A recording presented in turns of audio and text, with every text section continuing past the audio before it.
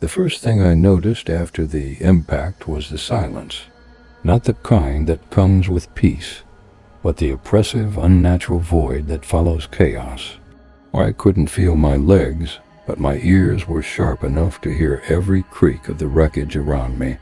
Twisted metal groaned like it was alive, a wounded beast struggling to breathe. I dragged myself out of my seat, shards of glass crunching under my palms as I moved. The air reeked of burning plastic and something else, something bitter, metallic, almost alive. I wasn't alone, but it didn't feel like there were other survivors. A voice whispered my name. I froze, blood pounding in my ears. It wasn't possible. No one knew me on this flight, and yet the voice was familiar. It was low, raspy, and too close. "Help me," it said, but when I turned, there was no one there, just the jagged remains of the plane's cabin, the seats twisted into unrecognizable shapes. Outside, the mist rolled in fast, swallowing the debris field like a tidal wave.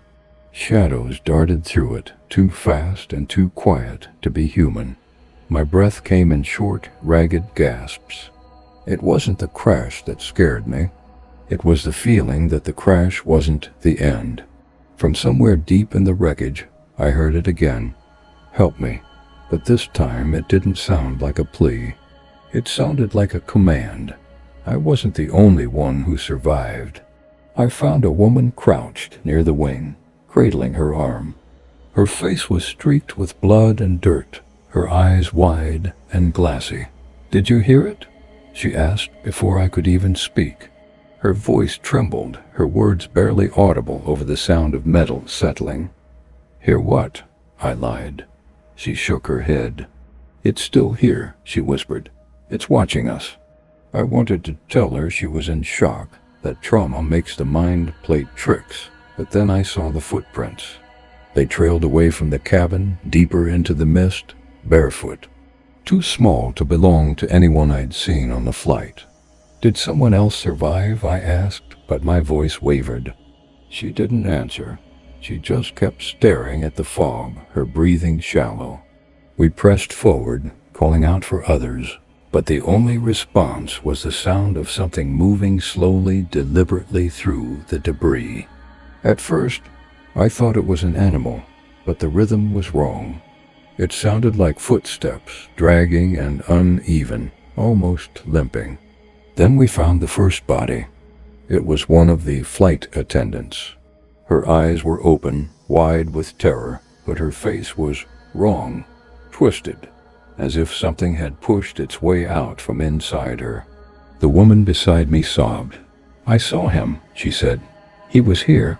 "Who?" Her answer came in a breathless whisper. "The man in the smoke." I didn't believe her. I couldn't. But when I turned to face the mist, I saw it too, just for a second. A figure, too tall and too thin, standing at the edge of the wreckage, watching. And then it was gone. The fog wrapped around us, heavier now, pressing against my skin like damp cloth.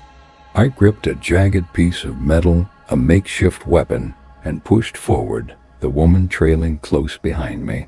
The wreckage groaned with every shift of the wind, or maybe it wasn't the wind. I couldn't be sure anymore.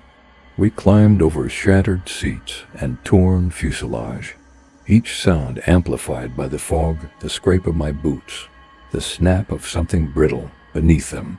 But then came another sound, footsteps. They weren't ours. "Do you hear that?" she whispered. I nodded but didn't stop. We needed to find others. Someone had to be alive, and then we did. He was slumped against a broken section of the wing, barely visible through the haze. Blood streaked his face, and his clothes were torn. The woman ran toward him, but I hesitated. Something felt wrong. "Sir, can you hear us?" I called, but my voice cracked. His head jerked upward, and his eyes locked on mine.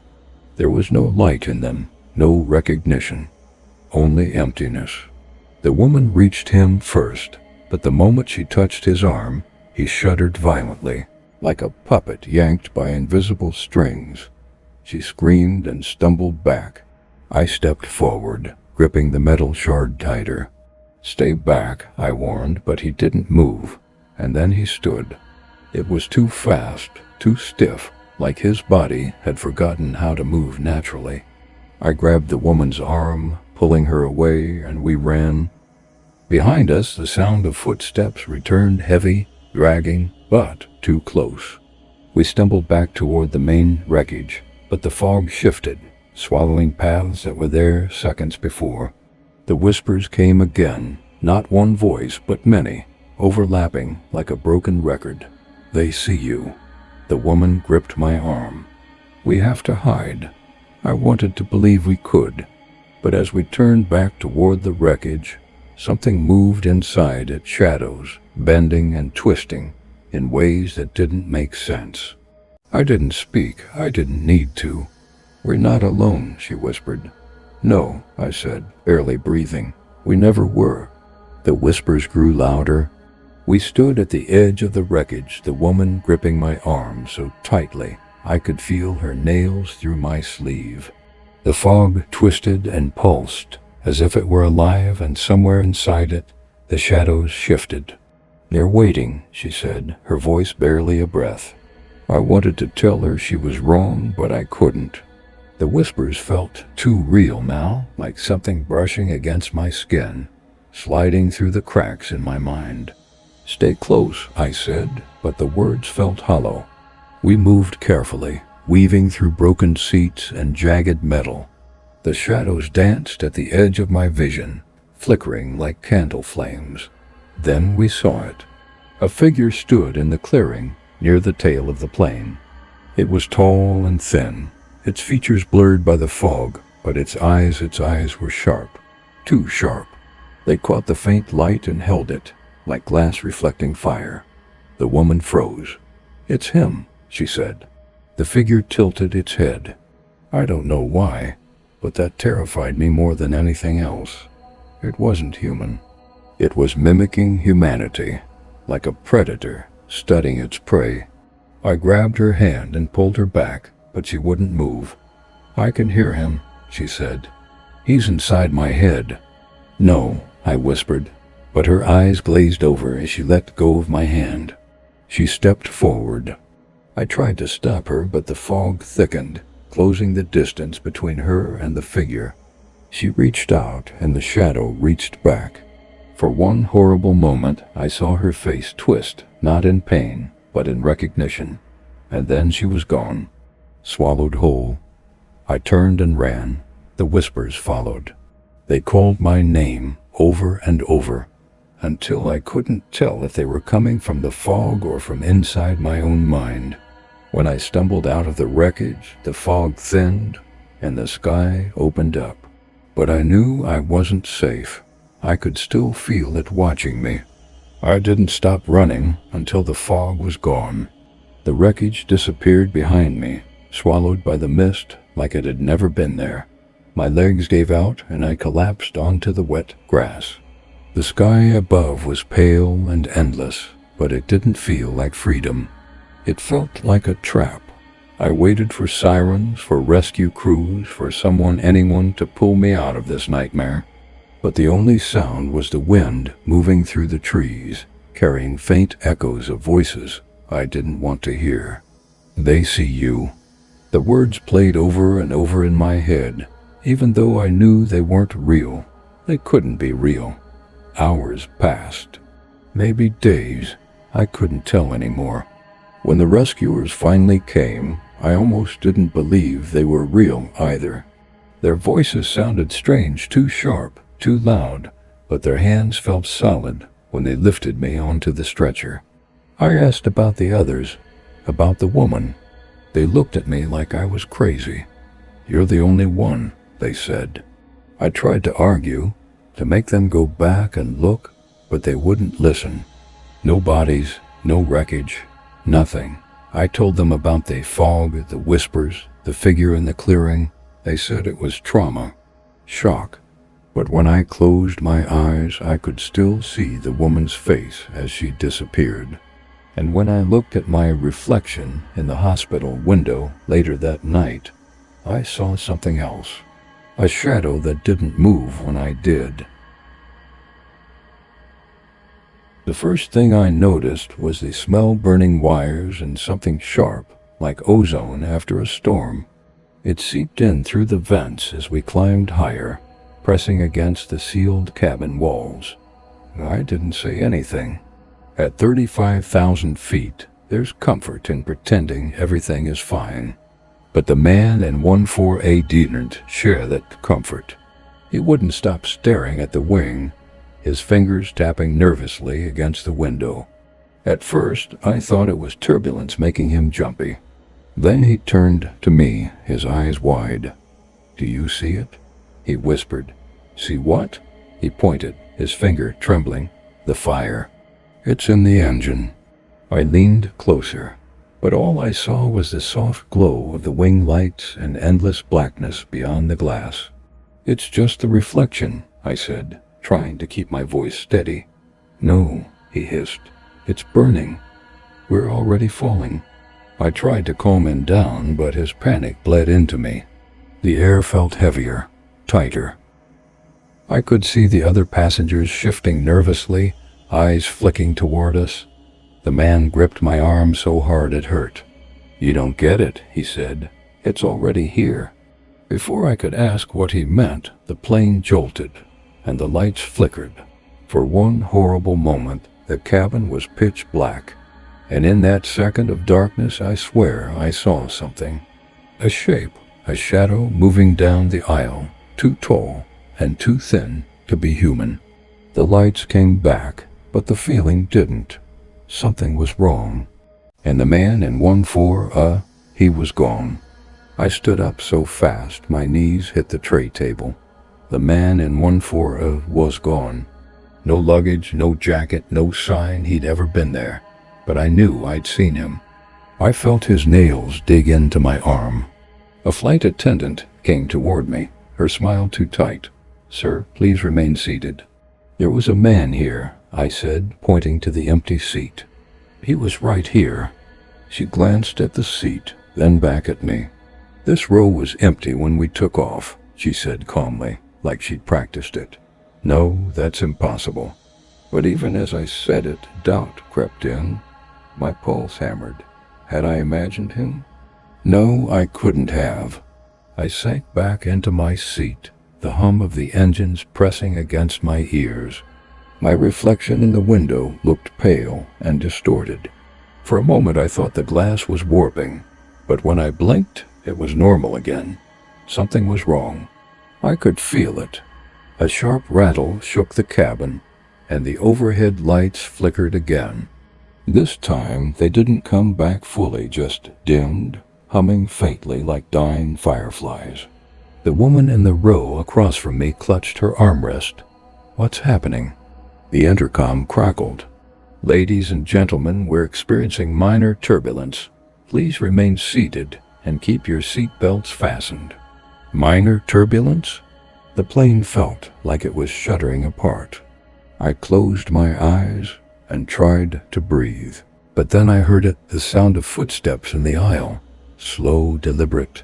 I turned my head, expecting to see a flight attendant.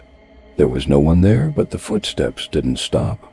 They moved closer, louder, until they were right beside me. I didn't want to look.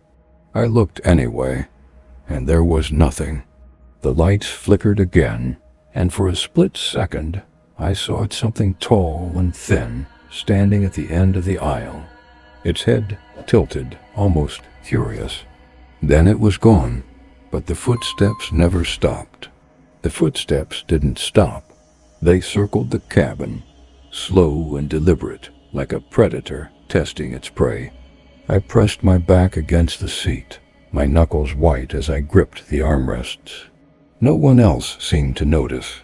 The woman across the aisle whispered a prayer under her breath, her hands trembling. A man 2 rows ahead was still scrolling through his phone, oblivious to the dimming lights and the way the air seemed heavier, thicker.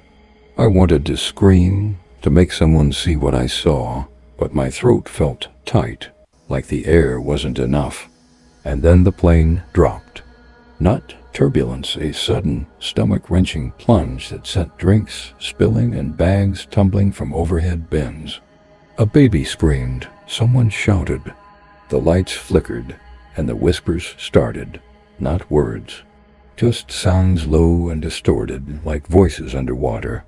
I turned toward the aisle just in time to see the shadow again. This time it wasn't standing still. It was moving toward me. I blinked, and it vanished. But the whispers grew louder. They're here. I jerked around to see who had spoken, but no one was looking at me. The words came from nowhere and everywhere. And then the overhead compartment burst open. A suitcase fell out, but it wasn't what made me scream. Inside the compartment, wedged between the bags, was a face, pale, lifeless, staring. It was the man from 14A. I scrambled out of my seat, knocking over my tray table. The flight attendant ran toward me, but her smile, her too perfect smile, froze me in place. "Sir," she said, her voice too calm, "you need to sit down." I pointed to the overhead bin, but when I looked again, the face was gone. I stumbled back into my seat, my pulse racing. The whispers faded, but the footsteps returned. Closer this time, and this time I didn't look. The lights flickered again, but this time they didn't come back on. The cabin was swallowed in darkness. I gripped the armrests, heart pounding as the plane jolted again, dropping so fast my stomach felt weightless. Screams filled the air. "Stay calm." The flight attendant's voice boomed through the intercom, but it wasn't calm. It was wrong, hollow, like the words didn't belong to her. And then the whispers started again, closer, louder, circling us. The woman across the aisle grabbed my arm. "Do you hear them?" Her eyes were wide, unblinking. "There in the walls." I pulled away and turned toward the aisle. The shadows were back. They twisted and stretched along the walls, too tall and too thin, moving against the flickering light like they didn't care about physics or reason. And then they stepped out. There were 3 of them, their movements jagged and wrong, like broken marionettes. I couldn't breathe. The passengers froze, every single one of them. No screams, no cries, just silence. And then the shadows moved closer. I tried to stand, but the seatbelt caught me. My hands fumbled with the buckle, slick with sweat, but I couldn't get it open. One of the shadows stopped beside me. It leaned down, and though it didn't have a face, I felt it staring. "Let me out," I whispered. It didn't move. The plane dropped again. Overhead bins popped open, luggage raining down, but the shadow didn't flinch. I closed my eyes, bracing for the impact that never came. Instead, I felt something cold brush against my cheek. I opened my eyes and it was gone. The lights snapped back on, and the cabin looked normal. Except it wasn't. The passengers were still frozen, still staring, but their eyes were empty. Every single one of them. I didn't move. I couldn't. The passengers sat motionless, their blank eyes fixed straight ahead. It was like they weren't there anymore, just empty shells, breathing but not alive. I called out, but no one flinched. The plane hummed softly, steady now, like nothing had happened. But the air was wrong. It felt heavier, colder, like I was breathing through water. I stood and stepped into the aisle. No one reacted. The shadows were gone, but I could still feel them just out of sight, waiting. The flight attendant appeared at the end of the aisle, her smile sharp and too wide. "Please return to your seat," she said. I backed away. "Sir," she said again, but her voice wasn't hers anymore. It was deeper, and it echoed. I turned and ran. The cabin stretched unnaturally, the rows of seats pulling away as if the plane itself was twisting, stretching, swallowing me whole. The lights flickered again, and the whispers returned. But this time they said my name. I reached the cockpit and threw the door open. It was empty. The controls were dead. The windows showed nothing but blackness. No stars, no clouds, just an endless void. And then I saw the reflection in the glass. Not mine, something taller, thinner, watching me. The whispers grew louder until they weren't whispers anymore. They were screams. I closed my eyes and covered my ears. When I opened them again, I was back in my seat. The plane was landing. The passengers looked normal. But when we touched the ground, no one stood up, not even me, because I knew I hadn't escaped. I never would. The first sign of trouble wasn't the alarms. It was the silence. The hum of the engines, the subtle vibration beneath my feet gone, replaced by stillness so complete it made my ears ring. I checked the controls. Everything was dead. Tower, this is Flight 209. Do you copy? Static. I glanced at my co-pilot, but he was staring out the windshield, his knuckles white against the armrests. Eric? I said, but he didn't respond. He just kept staring. I followed his gaze. At first, I didn't see anything, just the clouds, thick and endless. But then the light changed. A shadow passed beneath us. Massive. I reached for the throttle, but my hand froze halfway there. The shadow moved again, closer this time. Do you see that? I whispered. Eric nodded, finally speaking, but his voice didn't sound right. It was flat, hollow. We're not alone. The static in my headset flared, sharp and grating, like a scream trapped inside the frequency. I yanked it off and turned back to Eric, but he was gone. The seat beside me was empty, and the shadow outside?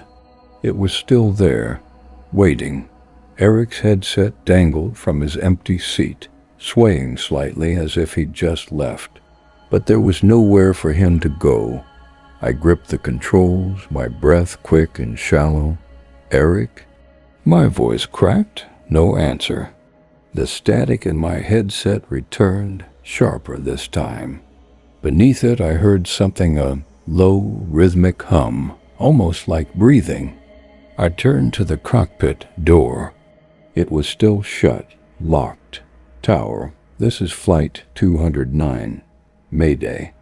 More static. I looked back out the windshield.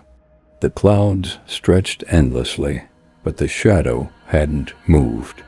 It floated just beneath us, its shape shifting, rippling like oil on water. And then it began to rise. The plane lurched. Not from turbulence, something else, something pulling. The hum in my ears grew louder as the instruments flickered and died completely. The altimeter spun wildly before freezing. Descending, I tried to pull up, but the controls wouldn't move. That's when I heard it, the faintest sound, like fingers tapping on glass. I turned toward the windshield, and my stomach dropped. A shape pressed against the glass, vague, featureless, but unmistakably human. It didn't move, didn't blink, it just stared. I slammed my fist against the glass, but it didn't react. Eric, I shouted, as if he could still hear me. The tapping stopped, and then the shape was gone, but the hum didn't stop. It grew louder, vibrating in my chest, making my vision blur. The plane dropped again, and this time the shadow followed. The plane kept falling. I yanked at the controls, but they wouldn't budge. My palms were slick with sweat, slipping against the yoke.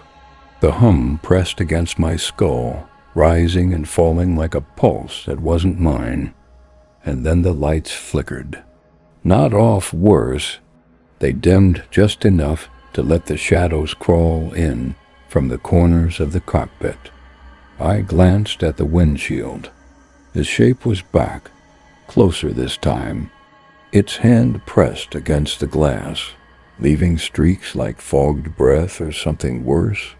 The fingers moved slowly, dragging down, leaving faint smears that didn't fade. I shut my eyes and counted to 3. When I opened them, the shape was gone, but something else had changed. The reflection. It wasn't mine anymore. I froze. The thing in the glass wore my uniform, but its eyes were wrong, too dark, too empty, and it was smiling. I turned away, but my pulse pounded so hard, I thought my chest might crack. Behind me, the cockpit door rattled. It wasn't locked anymore. The rattling grew louder, and then silence. I turned slowly, my breath catching. The door was open, and Eric was standing there. His face was pale, his eyes fixed on me, but something was wrong. He didn't blink. Eric? My voice was barely a whisper. He tilted his head, and then he smiled wide and empty. "We're not supposed to leave," he said. I stepped back, but he followed. The hum grew louder again, vibrating the walls, the floor, my bones. Eric kept coming, his movements too smooth, too deliberate. "Stay with us," he whispered. The plane jolted, and I fell against the controls. When I looked up, he was gone, but the reflection wasn't. It was still smiling. The plane shuddered, tilting sharply to the side. The hum in my ears became a roar, vibrating through my teeth. My hands trembled as I grabbed the controls again, but they were still dead. Nothing responded. Outside the windshield, the shadow rose higher, stretching toward us like smoke unraveling in water. I didn't know what I was fighting against, but I knew I had to stop it. I hit the emergency power switch. Nothing. I tried the radio again. Static. The reflection in the glass moved. I froze. It tilted its head. Not like before, not like me, but as if studying me. Its lips moved, but I couldn't hear the words. I leaned closer, my breath fogging the glass, and then it smiled. Not just with its mouth, with its eyes. The lights cut out completely. Darkness swallowed the cockpit. I reached for the flashlight strapped to the console, fumbling with the latch. The beam cut through the blackness, and for a moment I thought I was alone. Then I saw them. The shadows weren't outside anymore. They were inside. They crawled along the walls and ceiling, stretching toward me. My heart slammed against my ribs as I stumbled back, the flashlight shaking in my hand. "You can't stop it." The voice was everywhere inside the hum, inside my head. Eric's voice. But it wasn't Eric. The shadows closed in, and I felt the cold creep over my skin. My breath hitched as the darkness pressed against me, crushing, suffocating. I screamed. And then silence. The lights snapped back on.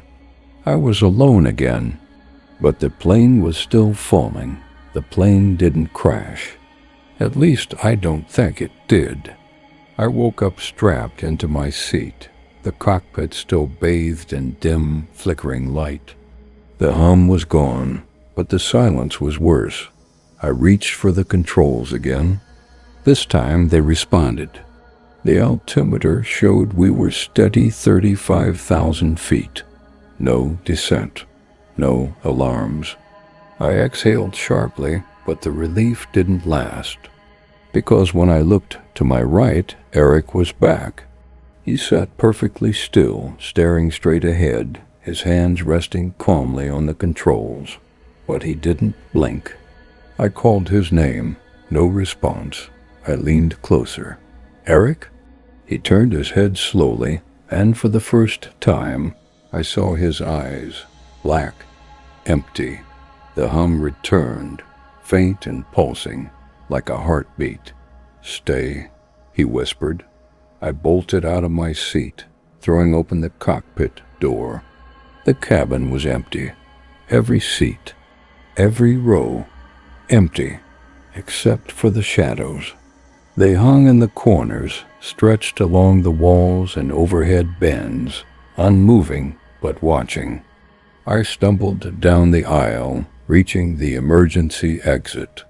My hands shook as I gripped the handle, but I couldn't bring myself to pull it, because I knew it wouldn't matter. The plane wasn't in the air anymore. It wasn't anywhere, and neither was I.